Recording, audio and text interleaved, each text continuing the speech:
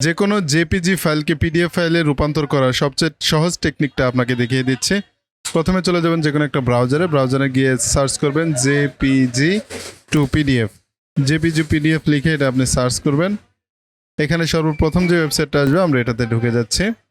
এখান থেকে জাস্ট আমরা চুজ ফাইল এই অপশনে ক্লিক করব। এখান থেকে দেখুন আমাদের কাছে জেপিজি ফাইল রয়েছে একটা অলরেডি, এটা আমাদেরকে পিডিএফ করতে হবে। তো এটা আমরা ওপেন করে দিচ্ছি। জাস্ট এখানে এই যে কনভার্ট নামে যে অপশনটা রয়েছে এখানে আমরা ক্লিক করে দিলাম।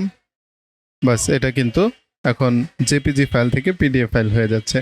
যখন এটা পিডিএফ হয়ে যাবে এখানে আমরা ডাউনলোড অপশনে ক্লিক করে দেব।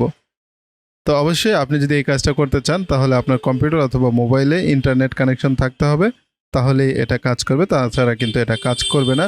যদিও পিডিএফ ফাইল বানানোর আরও অনেক পদ্ধতি রয়েছে, তবে আমার কাছে মনে হয় it is the best and easiest way to make a PDF file.